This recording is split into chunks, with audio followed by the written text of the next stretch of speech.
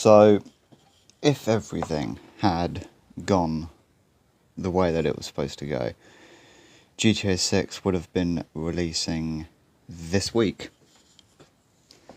The original, or not the original. Was it the original? I think it was, sorry.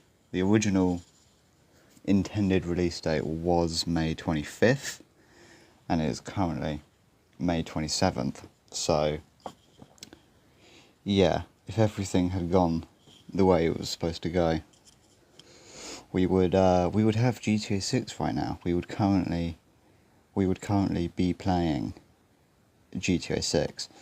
So, yeah, GTA 6 was meant to launch this week, but can it ever live up to the hype? This is the real question, innit? This is the real question. I mean, this is such a huge game. This really is going to be the biggest game ever, sort of hype-wise, anticipation-wise, and I think just impact, scale, that is going to have regardless. I mean, regardless, this game is going to make a absolutely ridiculous amount of money. It's going to make an absolute fuck ton amount of money, regardless. But will it actually deliver? Will it actually deliver? This really is the question, isn't it? So, Rockstar's highly anticipated sequel was supposed to be out by now, but as we edge closer to GTA 6's release date, the weight of expectation feels impossibly massive. If you're counting down the days waiting for GTA 6's arrival on November 19th, it might pain you to know that prior to the last delay, it was supposed to launch this week on May 26th.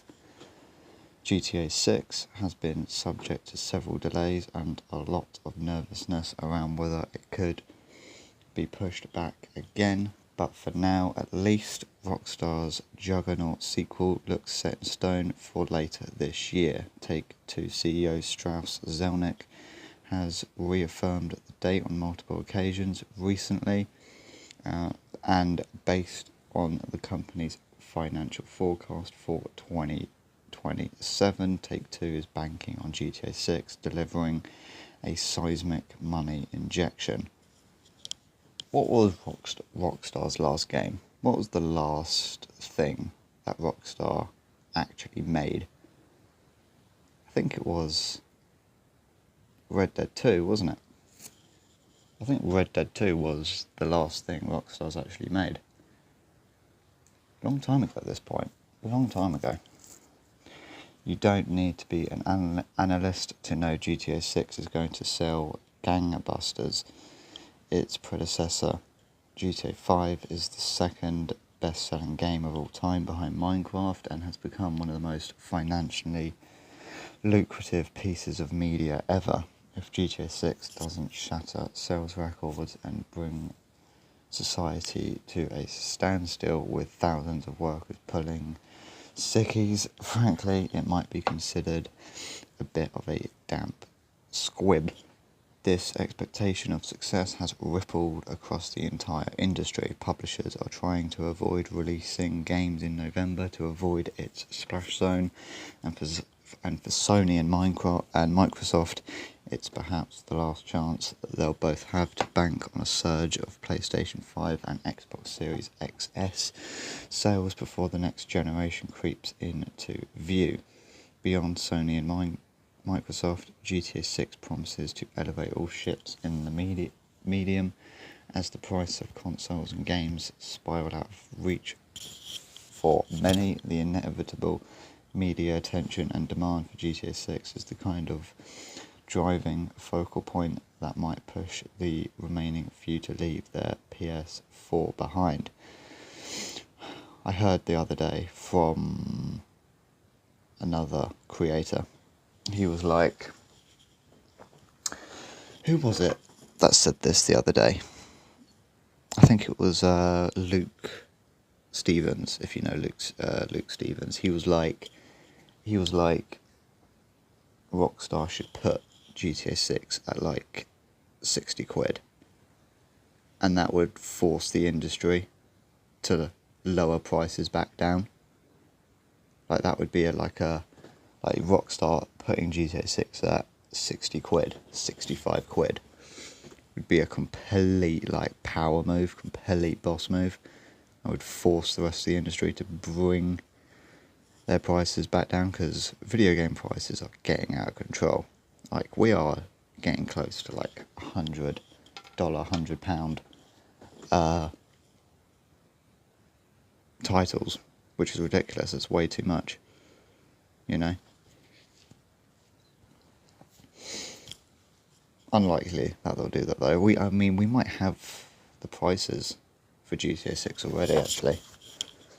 I know there's going to be quite a few versions up for grabs, and I think we know that the collector's edition is going to be at about 120, 130 quid, something like that. So, unlikely. A game of this scale being priced at like 60, 65 quid would force the industry to be like, okay, we need to come back down with our pricing. But that's not going to happen, is it? At a time when many are returning to Fortnite and Roblox ad nauseum rather than playing new titles, a massive new blockbuster on the scale of GTA 6 promises to, at the very least, breach and consume the zeitgeist in a way few games can. There's an enormous amount riding on GTA 6 before you even consider the game's quality, and while it will undoubtedly be the biggest game of the year, there are questions around how much of an impact it will make in 2026.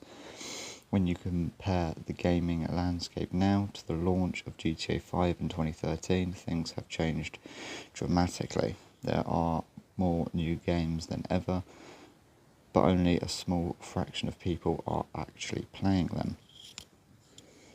Back then, live service titles existed but were far less prevalent, which allowed something like GTA Online to sweep in with ease. Now, the success of GTA Online represents a transitional obstacle for Rockstar. Take-Two CEO Strauss Zelnick has expressed a desire to keep GTA Online afloat despite the inevitable online component for GTA 6. I have every reason to believe we'll continue to support GTA Online, Zelnick said during a financial call this year.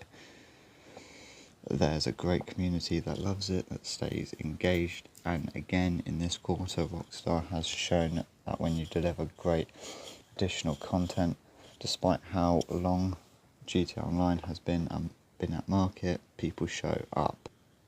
The online portion for GTA 6 will undoubtedly be awash with players when it does launch, but the prospect of dividing the player base or serving up something at the outset which isn't as feature-rich as its predecessor is a problem Rockstar hasn't necessarily had to deal with before. So that is interesting that they're not necessarily going to close down GTA Online, but GTA 6 is absolutely going to have an online element like GTA 5. I mean, they'll need to. I mean, GTA Online is an absolute cash cow, and I mean, they've been, GTA 5 came out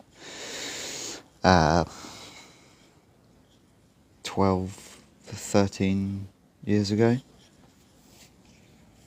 and it's been making hundreds of millions of dollars every year since, primarily because of the online feature.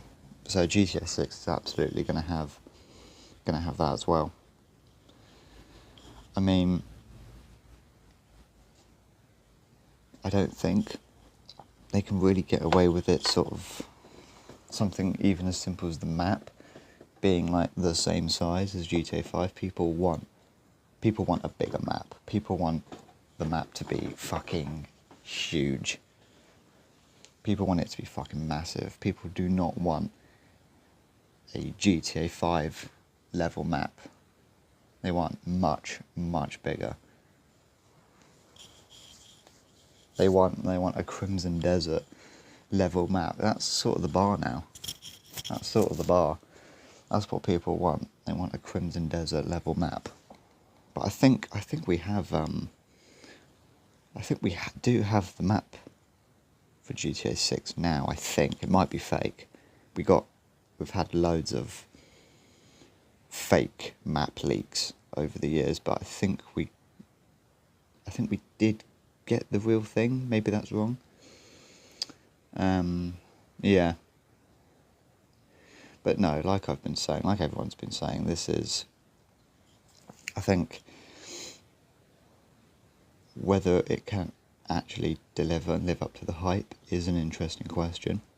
But I think, regardless, either way, it's going to make an absolute shit ton of money, regardless, simply because how, like, mainstream it is, and how hyped it is, and how anticipated it is. You know, it's been like 13 years in the making, so it's going to be very hard for it to fail. I don't think it would fail. Either it completely, you know, fucking knocks it out of the park, it's an absolute home run and it makes, you know, $10 billion, or it's not as good as it should be. Doesn't do what it was supposed to do, and then it only makes $5 billion, you know. I think that's where we are with this game. I mean, Rockstar never really have disappointed. They don't have a history of disappointing. They're not Bethesda. And I really don't think this is going to be like a Cyberpunk 2077 situation. I don't think Rockstar would let that happen. They got way too much on the line. They got way too much on the line to let that happen. So yeah, that's all I wanted to cover for today. So see you later.